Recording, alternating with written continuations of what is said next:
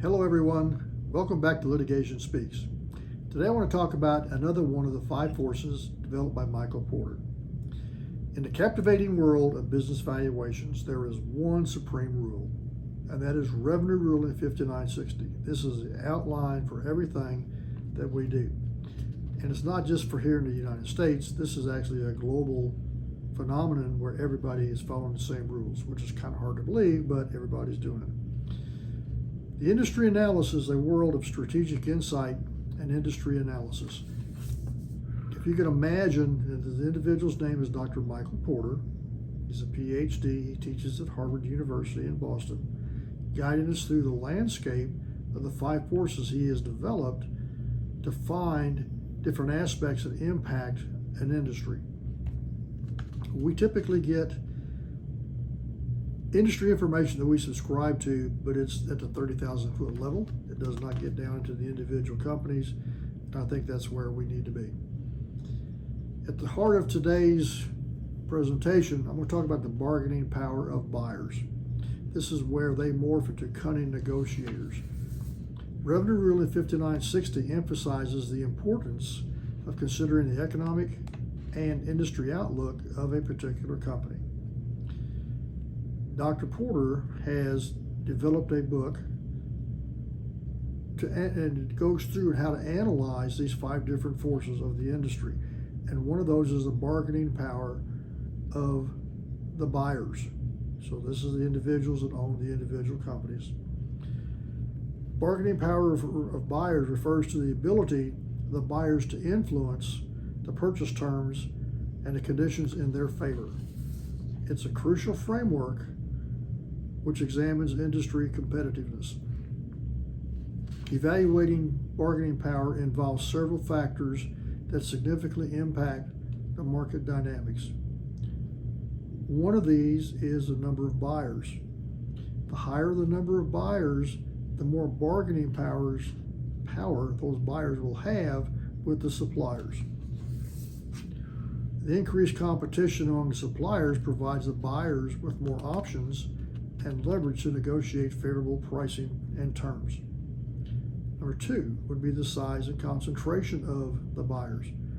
A few large buyers in the market grants them significant bargaining power, enabling them to secure bulk discounts or negotiate favorable terms. The third item would be the availability of substitute products. If I can use something else to get the same work done, has the same quality, then I have the negotiating power because I could go to my supplier and say, well, look, I need a better price on whatever that product happens to be, because I can go someplace else and get a substitute for that. There's a thing called switching costs. This is number 4. The switching cost deals with, I'm actually going to stop using product number 1 and I'm going to go to a different product. The thing that I have to consider with that is, what sort of training do I have that I have to give to my employees to use a new product? If that outweighs the additional price I'm paying for the product number 1, then I don't want to switch. If that gives me an advantage, then I do want to switch. Information availability. If the buyer knows what's happening in the industry, what the pricing trends are, what the market trends are, then I'm in a better position, or the buyer is in a better position to negotiate, because I understand what's happening in the industry, and I can use that information to my advantage to get better deals dealing with them. And importance number 6 is the buyer's purchase.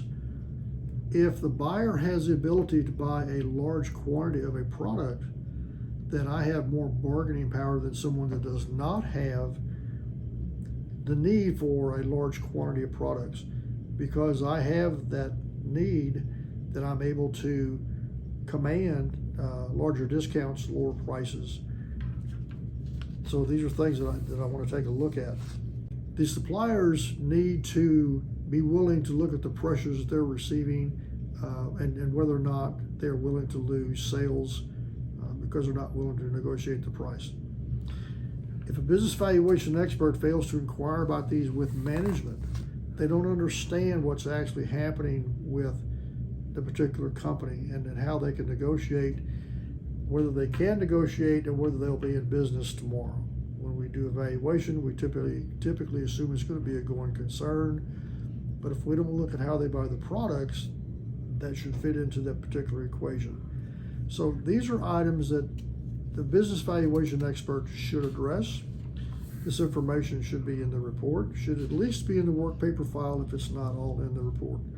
So hopefully this will give the attorney some information that they can use when they're preparing deposition questions for the business valuation expert.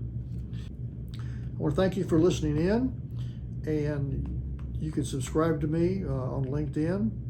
I hope you enjoyed this. If you have any questions, feel free to send me an email or give me a call. Have a good day. Thank you very much.